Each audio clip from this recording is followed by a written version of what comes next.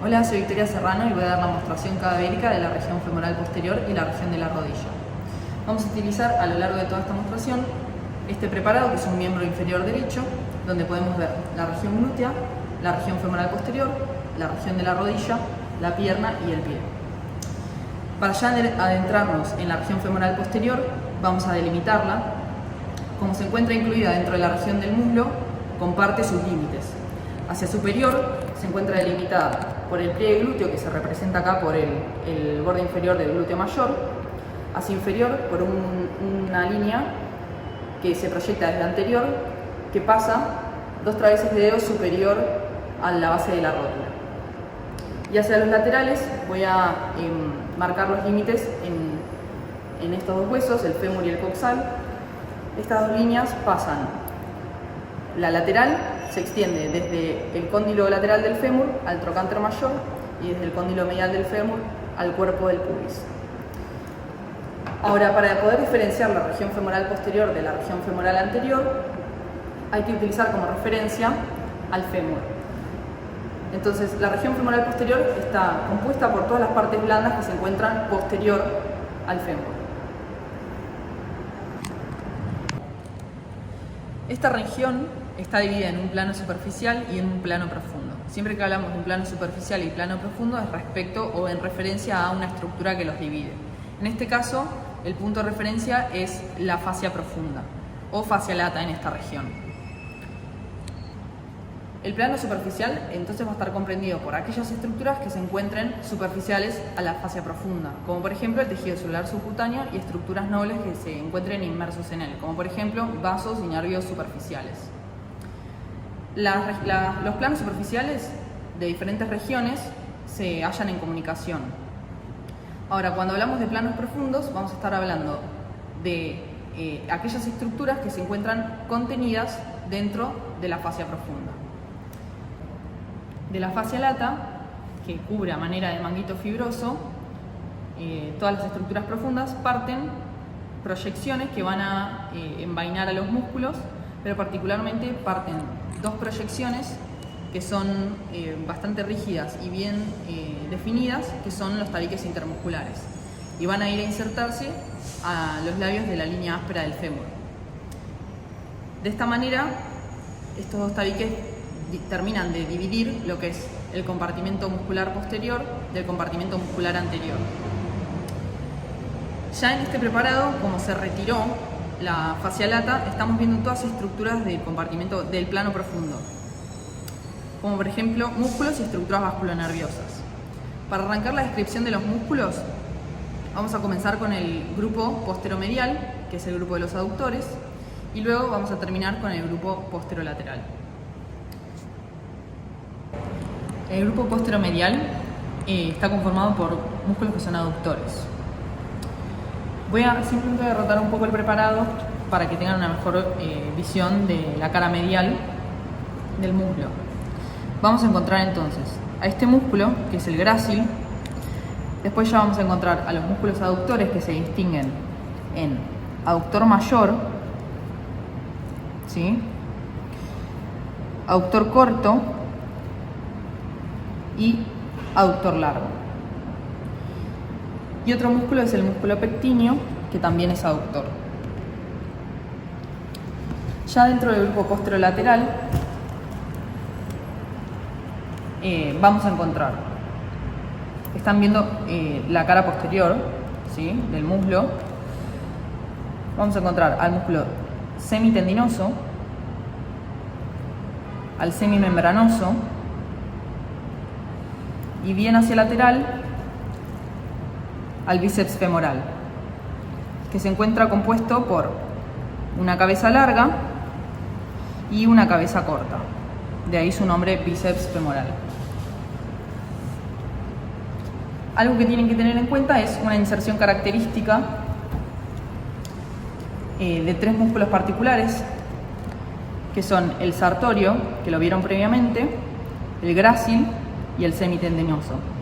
Esta inserción, debido a su analogía con una pata de ganso, se la llama la inserción en pata de ganso. ¿Sí? Está compuesta por el músculo sartorio, por el músculo grácil y por el músculo semitendinoso. De esta manera, los tendones dispuestos de esta forma asemejan a una pata de ganso.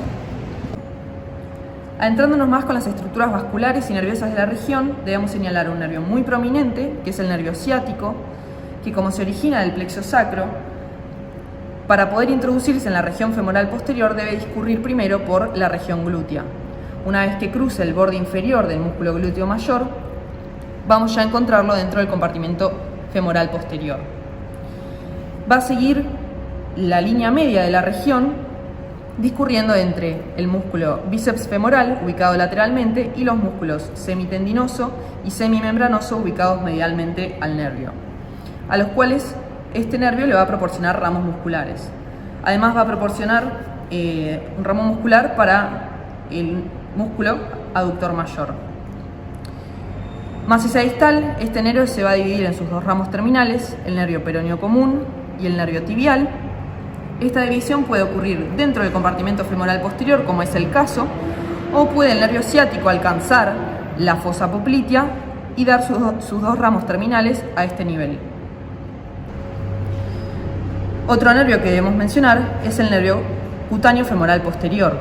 Al igual que el nervio ciático, el nervio cutáneo femoral posterior se va a originar en el plexo sacro, por lo cual también va a discurrir en la región glútea, y cuando atraviesa el borde inferior del músculo glúteo mayor va a adentrarse en la región femoral posterior. Este nervio va a discurrir por el compartimento femoral posterior hasta alcanzar la fosa poplitea, donde va a perforar la fascia profunda de profundo a superficial para convertirse en una relación superficial de la fosa poplitea. Ahora, para hablar de las estructuras vasculares, el compartimento femoral posterior se encuentra irrigado por la arteria femoral profunda. Para marcarla, primero voy a mostrar la cara anterior del muslo para así ubicar a la arteria femoral, ya que la arteria femoral profunda es rama de la misma. Acá ubicamos a la arteria femoral, dando su rama profunda, la arteria femoral profunda. Vemos que la arteria femoral profunda va a discurrir hacia posterior y medial para ubicarse posterior a este músculo, que es el músculo aductor largo. De esta manera va a discurrir entre el músculo aductor largo y los músculos aductor corto y aductor mayor. Los músculos aductor corto y aductor mayor. Fíjense que la arteria femoral profunda va a dar ramas colaterales, que van a ser las ramas perforantes que van a atravesar al músculo aductor mayor. La arteria femoral profunda va a discurrir hacia distal para perforar al músculo aductor mayor superior al hiato aductor, siendo esta la última arteria perforante.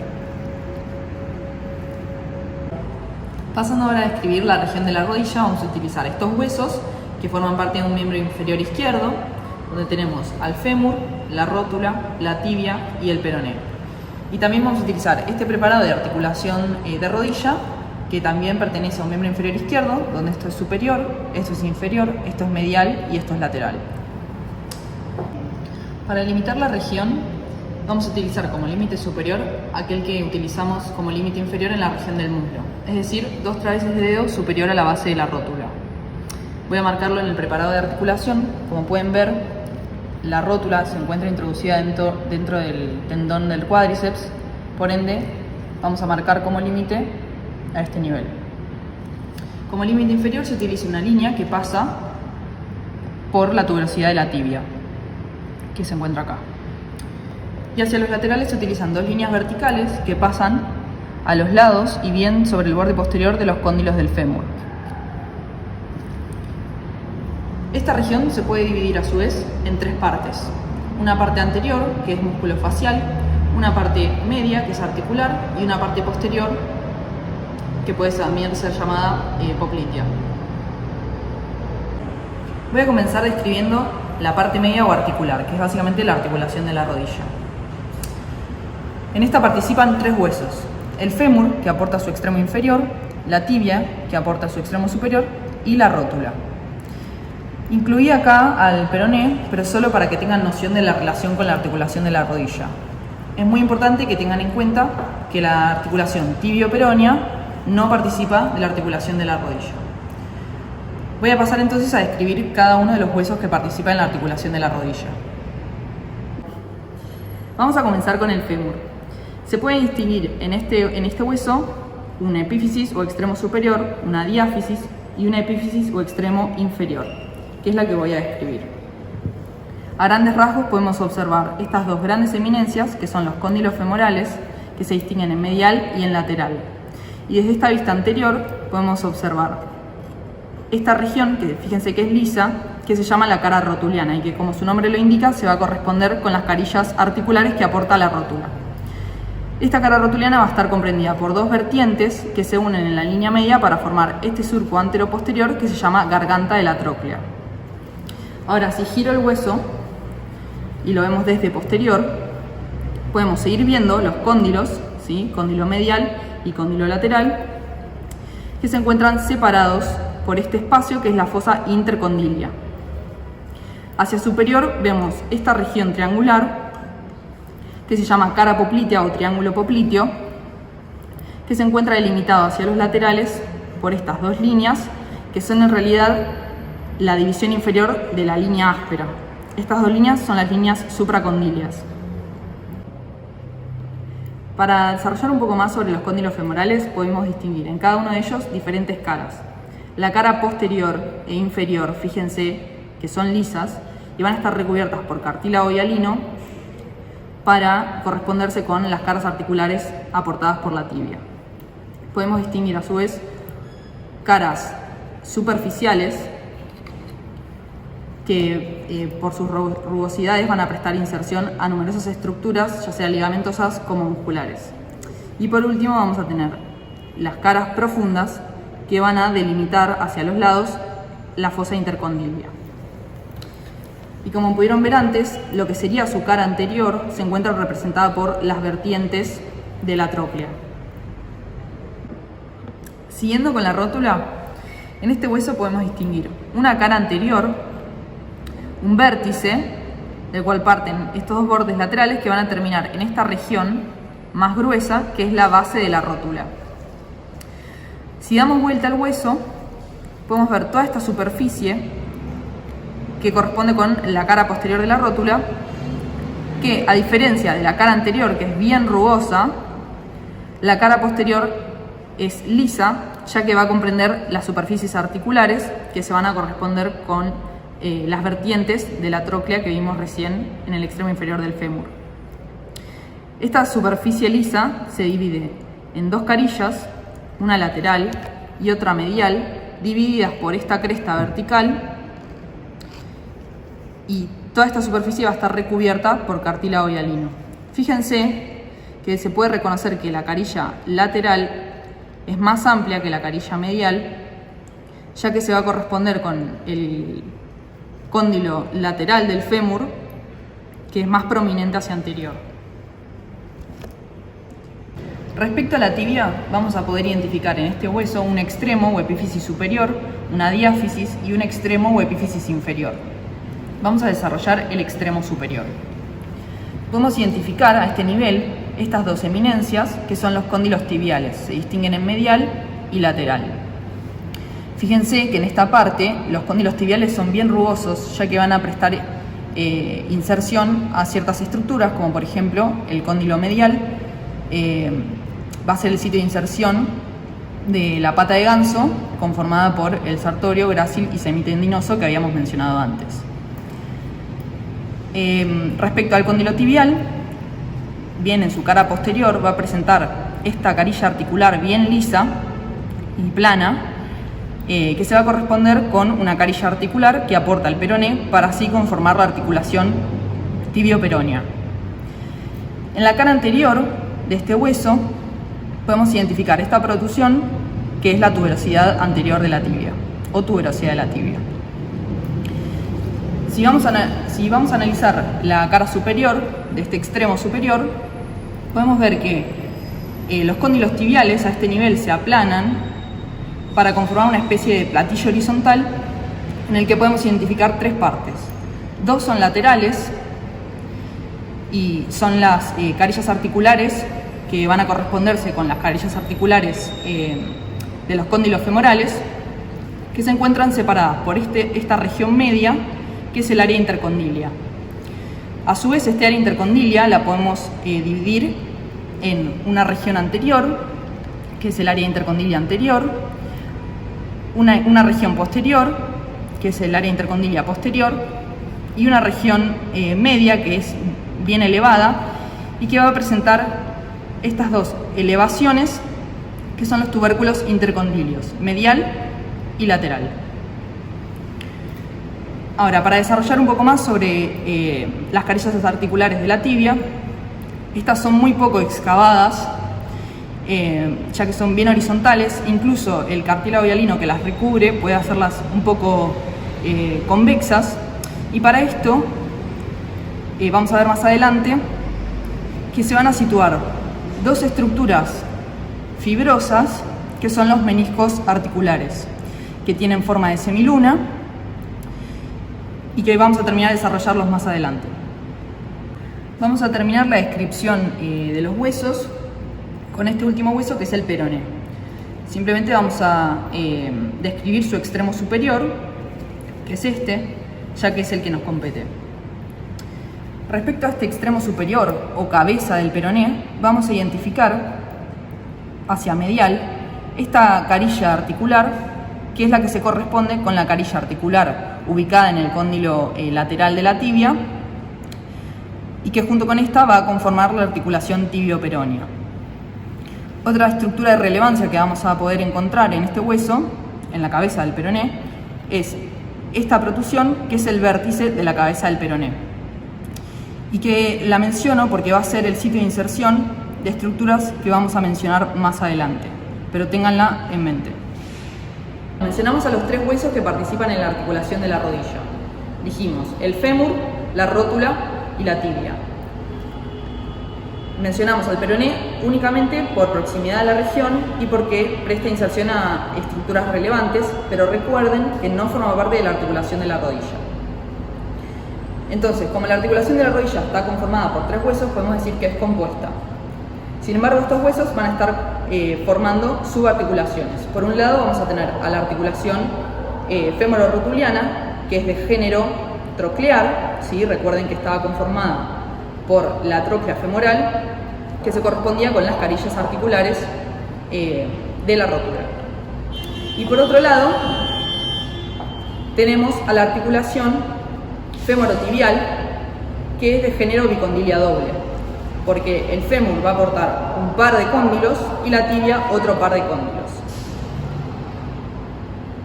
Bueno, vamos a continuar ahora con la mostración del preparado de articulación de rodilla.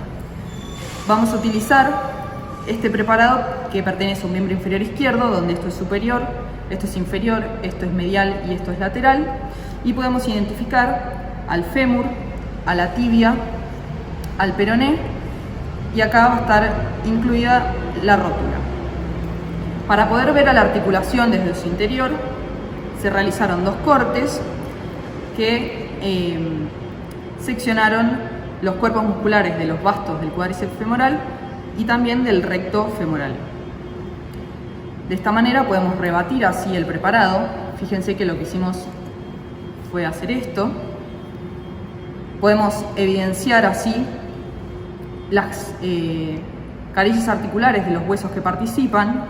Vemos a las carillas articulares de la rótula. Acá encontramos la cara posterior del vértice y acá vamos a encontrar a la base de la rótula. Estas carillas articulares justamente se van a corresponder con las vertientes que se unen en la línea media para formar la garganta de la tróclea, esto presente en el extremo inferior del fémur. Entonces, mencionamos a la articulación femororotuliana y a la articulación femorotibial. En cuanto a la articulación femorotibial, vamos a encontrar entre las superficies de esta, interpuestas estas dos estructuras que son los meniscos. y que tienen forma de semiluna, cada uno presentando dos extremos, uno anterior y otro posterior, o cuernos también llamados. En este caso estoy marcando el cuerno anterior del menisco medial, y van a presentar un cuerpo el cual tiene una circunferencia periférica que va a estar en relación con la cápsula articular y una periferia y una circunferencia central. Ahora, como estas estructuras están interpuestas entre las superficies articulares, van a estar dividiendo a la articulación en dos compartimentos. Por esto es que se dice que la articulación de la rodilla es compleja.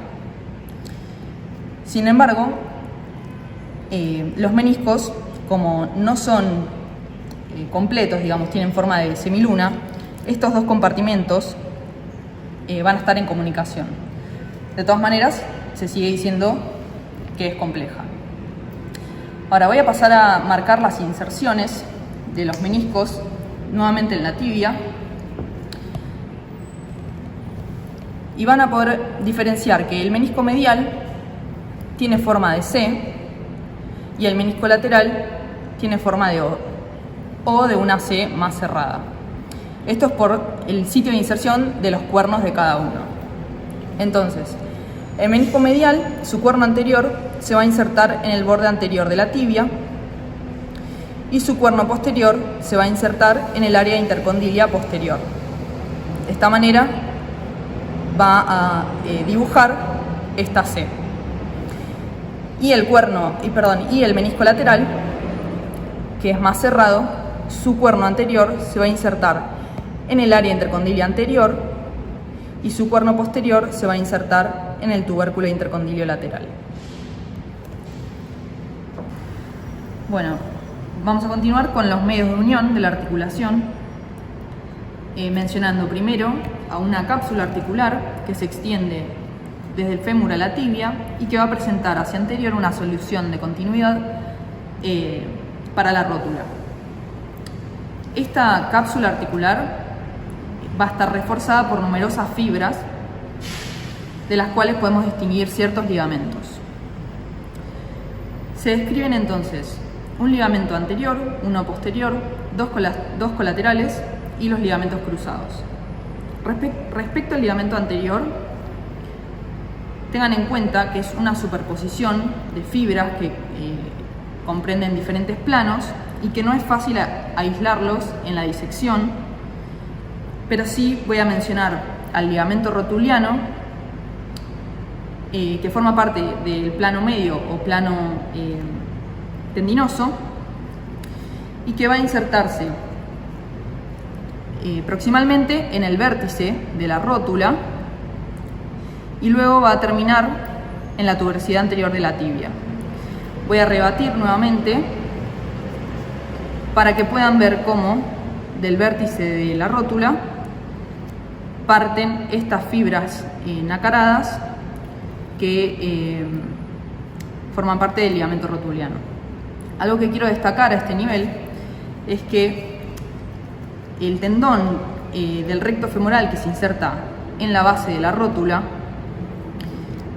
va a tener fibras profundas que terminan en la base de la rótula y fibras superficiales que discurren anterior a la cara anterior de la rótula y que se van a continuar entonces con el ligamento rotuliano, llamando así a esta estructura tendón rotuliano.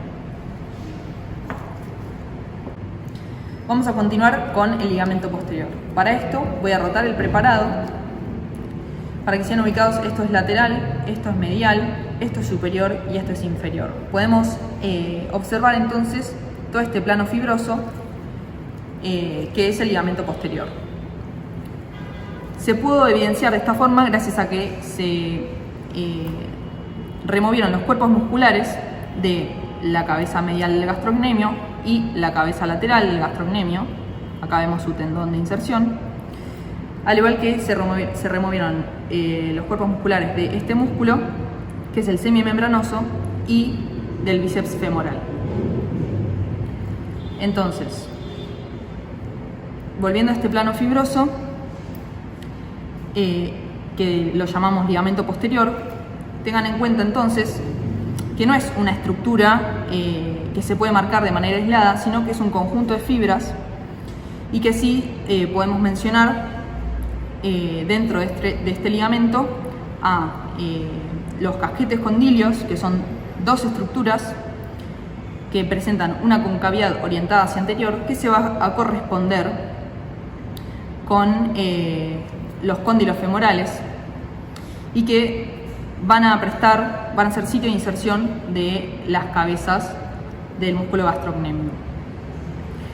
Podemos mencionar también a dos ligamentos, de los cuales uno está conformado por fibras que proceden del tendón de inserción distal del músculo semimembranoso, el cual, como habrán leído, saben que se divide en 3 partes, formando 3 tendones diferentes, de las cuales el tendón recurrente, que llamamos así porque está compuesto por fibras que cambian totalmente su dirección, que se dirigían hacia inferior y luego cambian su dirección para dirigirse hacia superior y lateral, van a conformar entonces el ligamento popliteo oblicuo. Después están los tendones reflejo y directo, que no vienen al caso, pero los tienen que saber. Después podemos mencionar al ligamento popliteo arqueado, que es este, que va a estar conformado por fibras que proceden del peroné y fibras que proceden de la tibia, que tienen una orientación cóncava hacia inferior y que se encuentran entre sí formando este arco fibroso, que es fácil de encontrarlo gracias a que pasa por encima de este músculo, que es el músculo popliteo. Bien, vamos a continuar entonces con los ligamentos colaterales, comenzando con el ligamento colateral tibial, que es medial por supuesto, y que tiene una disposición a manera de cinta, porque es bien aplanado, y que se extiende desde el cóndilo femoral medial al borde medial de la tibia, en contraposición con el ligamento colateral peroneo, que tiene forma más de cordón, es bien grueso y que se extiende desde el cóndilo femoral lateral hacia el vértice del peroné. Junto con este músculo comparte la inserción en el vértice del peroné. Este músculo que mencioné antes es el bíceps femoral. Nos queda entonces marcar a los ligamentos cruzados. Para esto voy a rebatir, así tenemos una vista del interior de la articulación, y poner el preparado en flexión. Vemos que ocupando el espacio intercondilio encontramos a los ligamentos cruzados, que se dividen en anterior y en posterior. Estos se extienden entre la tibia y el fémur, específicamente entre el área intercondilia de la tibia y la cara profunda de los cóndilos del fémur. Para ver mejor sus inserciones tibiales, voy a tomar la tibia nuevamente, donde esto es anterior, esto es posterior, esto es medial y esto es lateral, y marcar la inserción de estos ligamentos. El ligamento cruzado anterior va a tener su inserción tibial en el área intercondilia anterior y el posterior en el área intercondilia posterior. Entonces, habíamos mencionado también que los cuernos de los meniscos también se insertaban en este área. Entonces, para organizarnos mejor cómo es la inserción de todas estas estructuras, vamos a mencionarlas una por una, de anterior a posterior. Lo más anterior que tenemos es la inserción del cuerno anterior del menisco medial, luego la inserción del cuerno anterior del menisco lateral y luego la inserción del ligamento cruzado anterior. Posterior a esto encontramos la inserción del cuerno posterior del menisco lateral, ¿sí? Que recuerden que era más cerrado, casi con forma de O, que terminaba en el tubérculo intercondilio lateral. Luego encontramos la inserción del cuerno posterior del menisco medial, que terminaba en el área intercondilia posterior, y más posterior, en este mismo área intercondilia posterior, encontramos la inserción del ligamento cruzado posterior. Bien, en cuanto a la inserción femoral, el ligamento cruzado anterior va a dirigirse hacia la parte más posterior de la cara profunda del cóndilo femoral lateral, y el ligamento cruzado posterior se va a dirigir a la parte más anterior de la cara profunda del cóndilo femoral medial. Para terminar esta mostración cadavérica, vamos a describir la región poplitea. Como dije antes, la rodilla se divide en una región anterior, que es lo que describimos como el ligamento anterior de la rodilla, toda esa superposición de planos, una región media que es estrictamente la articulación, y una región posterior que es la región poplitea. Vamos a trabajar con un miembro inferior derecho. Podemos observar acá la fosa poplitea. Entonces esto es superior, esto es inferior, esto es lateral y esto es medial. Dentro de la región poplitea vamos a encontrar un espacio topográfico importante, que es la fosa poplitea, que suele ser más marcada durante la flexión de la pierna sobre el muslo. Vamos a comenzar delimitando la fosa poplitea.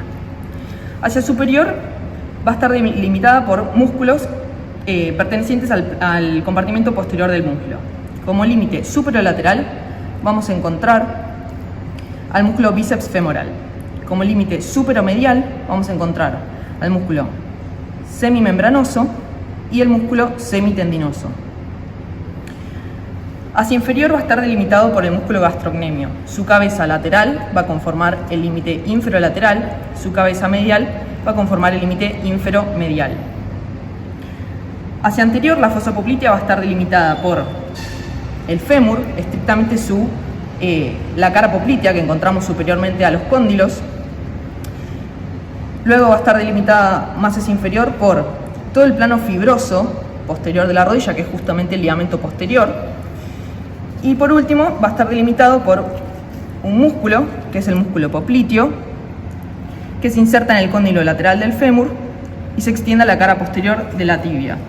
Lo vamos a encontrar pasando acá. Hacia posterior, la fosa poplitea va a estar delimitada por la fascia profunda, que va a estar cerrando la fosa. Esta fascia profunda se continúa hacia superior con la fascia lata, hacia inferior con la fascia de la pierna y hacia anterior con la fascia que recubre la rodilla. Entonces, todas las estructuras que queden comprendidas entre estos límites van a conformar el contenido de la fosa poplitea. Vamos a encontrar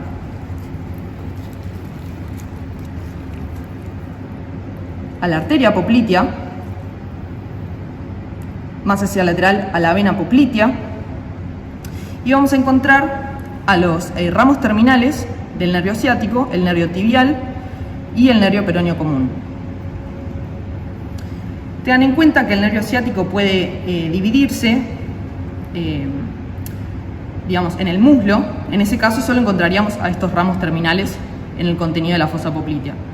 Pero puede pasar que el nervio ciático se divida a nivel de la fosa poplitea. En ese caso deberíamos mencionar como contenido al nervio ciático dividiéndose en sus ramos terminales, el nervio tibial y el nervio peroneo común.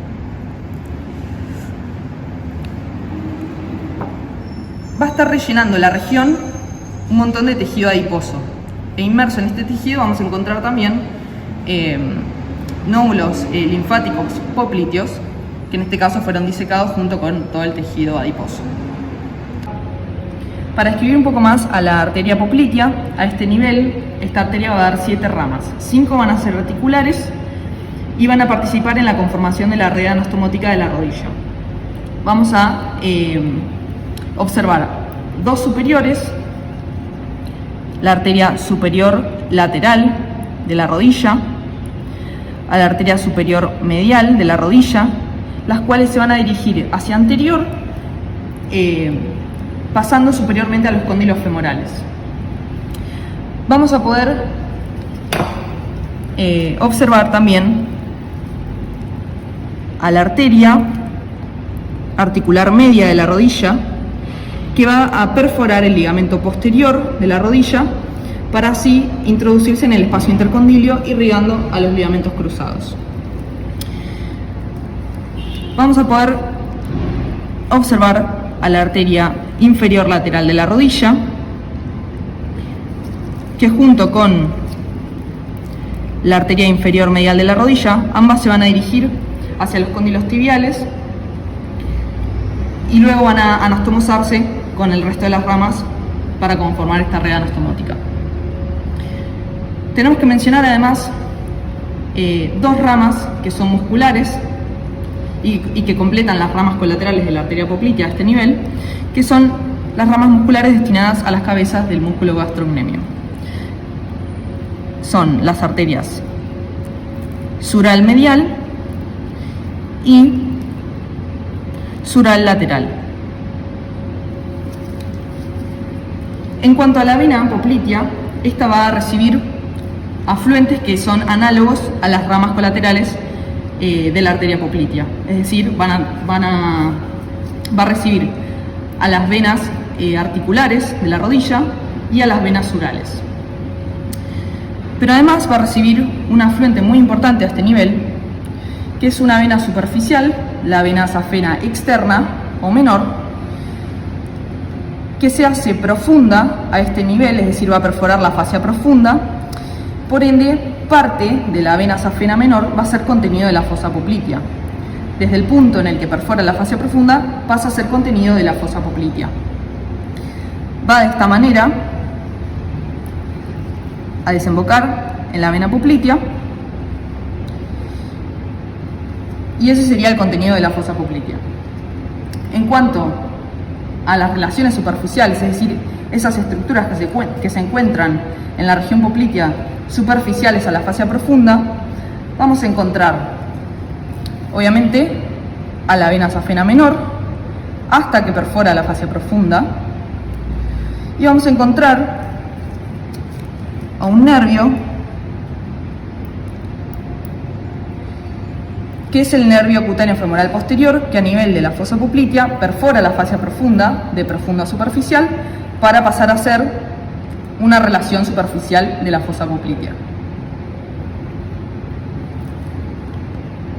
Hasta acá terminamos la mostración cadavérica de la región femoral posterior y la región de la rodilla. Muchas gracias.